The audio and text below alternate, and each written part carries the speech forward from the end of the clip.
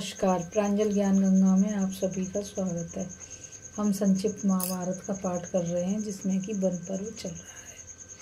कल हमने युधिष्ठिर और सर्प के प्रश्नोत्तर, नहुस के सर्प योनि में आने का इतिहास, भीम की रक्षा और नहुस का स्वर्गगमन की कथा को पढ़ा था। आज हम काम्य वन में पांडवों के पास श्री कृष्ण और मार्कंडेय मुनि के आने की कथा को पढ़ेंगे। तो चलिए अब कथा शुरू करते हैं, जो कि इस प्रकार है। वैशंपायन जी कहते हैं, जिन दिनों पांडव लोग सरस्वती के तट पर निवास करते थे, उसी समय वहाँ कार्तिक की पूर्णिमा का पर्व लगा। उस अवसर पर पांडवों ने बड़े बड़े तपस्वियों के साथ सरस्वती तीर्थ पर पर्व के अनुसार पुण्य कर्म किए और कृष्ण पक्ष का आरंभ होते ही वे धौम्य मुनि के साथ सारथी और आगे चलने वाले सेवकों सहित काम्यक वन को चले। वहां पहुंचने पर मुनियों ने उनका अतिथि सत्कार किया और वे द्रौपदी के सहित वहीं रहने लगे। एक दिन एक ब्राह्मण, जो अर्जुन का प्रिय मित्र था, यह संदेश लेकर आया कि महाबाहु भगवान श्री कृष्ण यहाँ शीघ्र ही पधारने वाले हैं। भगवान को यह मालूम हो चुका है कि आप लोग इस वन में आ गए हैं। वे सदा ही आप लोगों से मिलने को उत्सुक रहते हैं और आपके कल्याण की बातें सोचा करते हैं। दूसरा शुभ संवाद यह है कि स्वाध्याय और तपस्या में लगे रहने वाले कल्पांत जीवी महान तपस्वी महात्मा मार्कंडेय जी भी शीघ्र ही आप लोगों से मिलेंगे। वह ब्राह्मण इस प्रकार बातें कर ही रहा था कि देवकी नंदन भगवान श्री कृष्ण सत्यभामा के साथ रथ पर बैठकर वहां आ पहुंचे। उन्होंने रथ से नीचे उतरकर बड़े हर्ष से धर्मराज युधिष्ठिर और महाबली भीम के चरणों में प्रणाम करके धौम्य मुनि का पूजन किया। फिर नकुल और सहदेव ने उन्हें प्रणाम किया। इसके बाद भगवान अर्जुन को हृदय से लगाकर मिले और द्रौपदी को अपनी मीठी बातों से सांत्वना दी। इस प्रकार श्री कृष्ण की रानी सत्यभामा भी द्रौपदी से गले लगकर मिली। इस प्रकार शिष्टाचार समाप्त होने पर सभी पांडवों ने अपनी पत्नी द्रौपदी और धौम्य मुनि के साथ श्री कृष्ण का सत्कार किया और उन्हें सब ओर से घेर कर बैठ गए। तब भगवान श्री कृष्ण ने युधिष्ठिर से कहा, पांडव श्रेष्ठ, धर्म का पालन राज्य की प्राप्ति से भी बढ़कर बताया गया है। धर्म की प्राप्ति के लिए शास्त्र तप का उपदेश देते हैं। तुमने सत्य भाषण और सरल व्यवहार के द्वारा अपने धर्म का पालन करते हुए ये लोक और परलोक दोनों पर विजय प्राप्त कर ली है। तुम किसी कामना के लिए नहीं, निष्काम भाव से शुभ कर्मों का आचरण करते हो। धन के लोभ से भी स्वधर्म का त्याग नहीं करते। इसके ही प्रभाव से तुम धर्मराज कहलाते हो। तुमने दान, सत्य, तप, श्रद्धा, बुद्धि, क्षमा और धैर्य सब कुछ है। राज्य, धन और भोगों को पाकर भी तुमने इन सद्गुणों से सदा ही प्रेम रखा है। अतः इसमें कोई संदेह नहीं कि तुम्हारी सभी कामनाएं पूर्ण होंगी। तत्पश्चात भगवान द्रौपदी से बोली कि याक्षयनी, तुम्हारे पुत्र बड़े ही सुशील हैं।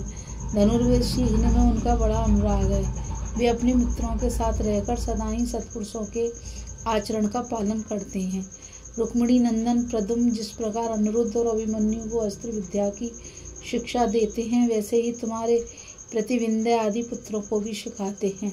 इस प्रकार द्रौपदी को उसके पुत्रों का कुशल समाचार सुनाकर श्री कृष्ण ने पुनः धर्मराज से कहा, राजन, दशाहार, कुकर और अंधक वंशों के वीर सदा आपकी आज्ञा का पालन करेंगे और आप उन्हें जहाँ चाहेंगे वे वहीं खड़े रहेंगे। आपकी प्रतिज्ञा का समय पूरा होते ही दशाहार वंशी योद्धा आपके शत्रुओं की सेना का संहार कर डालेंगे। फिर आप सदा के लिए शोक रहित हो अपना राज्य प्राप्त कर हस्तिनापुर में प्रवेश करेंगे। महात्मा युधिष्ठिर ने पुरुषोत्तम श्री कृष्ण के विचार अपने अनुकूल जानकर उनकी प्रशंसा की और उनकी ओर एकटक दृष्टि से देखते हुए हाथ जोड़कर कहा, केशव, इसमें तनिक भी संदेह नहीं कि पांडवों के केवल आप ही सहारे हैं। कुंती के पुत्र आपकी ही शरण में हैं। हमें विश्वास है समय आने पर आप हमारे लिए जो कुछ कह रहे हैं उससे भी बढ़कर कार्य करेंगे। हम लोगों ने अपनी प्रतिज्ञा के अनुसार प्राय 12 वर्षों का समय निर्जन वन में घूम फिर कर व्यतीत कर दिया। अब विधि पूर्वक अज्ञातवास की अवधि पूरी करके ये पांडव आपकी ही शरण लेंगे। इस प्रकार श्री कृष्ण और युधिष्ठिर जब बात कर रहे थे, उसी समय हजारों वर्षों की आयु वाले तपोवृद्ध महात्मा मार्कंडे जी ने वहां दर्शन दिया। मार्कंडे जी अजर अमर हैं, वे रूप और उदारता आदि गुणों से युक्त हैं तथा हैं तो सबसे वृद्ध, किंतु देखने में ऐसे जान पड़ते हैं मानो कोई 25 वर्ष का तरुण हो। वहां पधारने पर समस्त पांडव, भगवान श्री कृष्ण और वनवासी ब्राह्मणों ने मार्कंडे मुनि का पूजन करके उन्हें बैठने के लिए आसन दिया। उनका आतिथ्य स्वीकार करके वे आसन पर विराजमान हुए। इसी समय देवर्षि नारद जी वहां आ पहुंचे। पांडवों ने उनका भी यथायोग्य सत्कार किया। इसके बाद कथा का प्रसंग उपस्थित करने के लिए धर्मराज युधिष्ठिर ने मार्कंडे जी से इस प्रकार प्रश्न किया। मुने, आप सबसे प्राचीन हैं। देवता, दैत्य, ऋषि, महात्मा और राजर्षि सबका चरित्र आपको विदित है, इसलिए मैं आपसे कुछ पूछना चाहता हूँ। धर्म का पालन करने पर भी जब मैं अपने को सुखों से वंचित पाता हूँ और सदा दुराचार में ही लगे रहने वाले दुर्योधन आदि को सर्वदा ऐश्वर्यशाली होते देखता हूँ, तो मेरे मन में प्राय प्रश्न उठा करता है कि पुरुष जिन शुभ अथवा अशुभ कर्मों का आचरण करता है, उनका फल किस तरह भोगता है और ईश्वर कर्मों का नियंता किस प्रकार होता है। मनुष्यों को सुख अथवा दुख मिलने में क्या होता है। मार्कंडे जी बोले, राजन, तुमने जो यह प्रश्न किया है बिल्कुल ठीक है। यहाँ जानने योग्य जो कुछ भी है वह सब तुम्हें विदित है। केवल लोक मर्यादा की रक्षा के लिए तुम मुझसे पूछ रहे हो। अतः मनुष्य से लोक अथवा परलोक में कैसे सुख दुख का उपभोग करता है, इस विषय में जो कुछ बताऊं उसे ध्यान देकर सुनो। सर्वप्रथम प्रजापति ब्रह्मा जी उत्पन्न हुए। उन्होंने जीवों के लिए निर्मल तथा विशुद्ध शरीर बनाए, साथ ही शुद्ध धर्म का ज्ञान करने वाले उत्तम धर्मशास्त्रों को प्रकट किया। उस समय के सभी मनुष्य उत्तम व्रतों का पालन करने वाले थे। उनका संकल्प कभी व्यर्थ नहीं जाता था। वे सदा ही सत्य भाषण किया करते थे।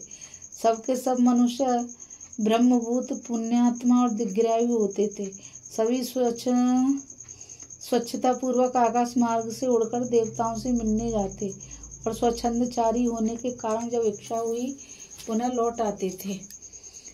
वे अपनी इच्छा होने पर ही मरते और इच्छा के अनुसार ही जीवित रहते थे। उन्हें किसी प्रकार की बाधा नहीं सताती थी और ना कोई भय ही होता था। वे उपद्रव से रहित, पूर्ण काम, सभी धर्मों को प्रत्यक्ष करने वाले, जितेंद्रिय और राग देश रहित होते थे। उनकी आयु 1000 वर्षों की होती थी और वे 1000 संतान उत्पन्न करने की क्षमता रखते थे। इसके पश्चात कालांतर में मनुष्यों की आकाश गति बंद हो गई। लोग पृथ्वी पर ही विचरने लगे। उन पर काम क्रोध का अधिकार हो गया। वे छल कपट से जीविका चलाने लगे और लोभ तथा मोह के वशीभूत हो गए, इसलिए इस शरीर पर उनका अधिकार न रहा। वे बारंबार तरह तरह की योनियों में जन्म मरण का कलेश भोगते रहे। उनकी कामना, उनके संकल्प और उनका ज्ञान सभी निष्फल हो गए। स्मरण शक्ति क्षीण हो गई। सभी सब पर संदेह करके एक दूसरे को कलेश देने लगे। इस प्रकार पाप कर्मों में प्रवृत्त हुए पापियों की उनके कर्मानुसार आयु भी कम हो गई है। कुंती नंदन, इस संसार में मृत्यु के पश्चात जीव की गति उसके कर्मों के अनुसार ही होती है। यमराज के नियत किए हुए पुण्य पाप कर्मों के फल का उपभोग करने वाला जीव प्राप्त हुए सुख दुख से दूर करने में समर्थ नहीं है, क्योंकि प्राणी इस लोक में सुख पाता है और परलोक में दुख। किसी को परलोक में ही सुख मिलता है और इस लोक में दुख। किसी को दोनों ही लोकों में सुख मिलता है और किसी को दोनों में ही दुख उठाना पड़ता है। जिनके पास बहुत धन होता है वे शरीर को हर तरह से सजाकर नित्य आनंद भोगते हैं। अपने देह के ही सुख में आसक्त हुए उन मनुष्यों को केवल इसी लोक में सुख मिलता है। परलोक तो उनके लिए सुख का नाम भी नहीं है।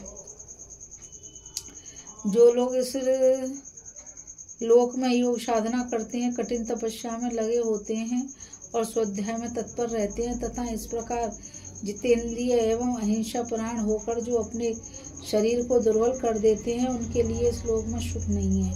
वे परलोक में सुख उठाते हैं।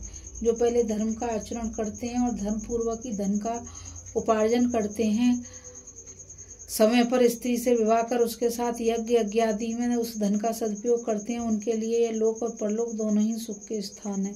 परंतु जो मूर्ख मनुष्य विद्या, तप और दान के लिए प्रयास न करके केवल विषय सुख के लिए ही प्रयत्न करते हैं, उनके लिए ना तो इस लोक में सुख है न परलोक में। राजा युधिष्ठिर, तुम सब लोग बड़े ही पराक्रमी और सत्यवादी हो। देवताओं का कार्य सिद्ध करने के लिए ही तुम सब भाइयों का प्रादुर्भाव हुआ है। तुम तपस्या, दम और सदाचार में सदा ही तत्पर रहने वाले हो और शूरवीर हो। इस संसार में बड़े बड़े महत्वपूर्ण कार्य करोगे और अंत में उत्तम लोकों में जाओगे। अपने इस वर्तमान कष्ट को देखकर तुम मन में किसी प्रकार की शंका ना करो। यह दुख तो तुम्हारे भावी सुख का कारण है। अभी आप कथा में काम्यक वन में पांडवों के पास श्री कृष्ण और मार्कंडे मुनि के आने की कथा को सुन रहे थे। अब आगे की कथा में आप उत्तम ब्राह्मणों का महत्व की कथा को पढ़ेंगे। इस कथा में बस इतना ही और मुझ गीता रावत को आज्ञा दीजिए। कल फिर मिलेंगे एक नई कथा के साथ। और अब मैं आपसे यही कहना चाहूँगी कि आप सभी इस चैनल को ज़्यादा से ज़्यादा लाइक, शेयर और सब्सक्राइब कीजिए ताकि यह अमूल्य ज्ञान अधिक से अधिक लोगों तक पहुंच सके।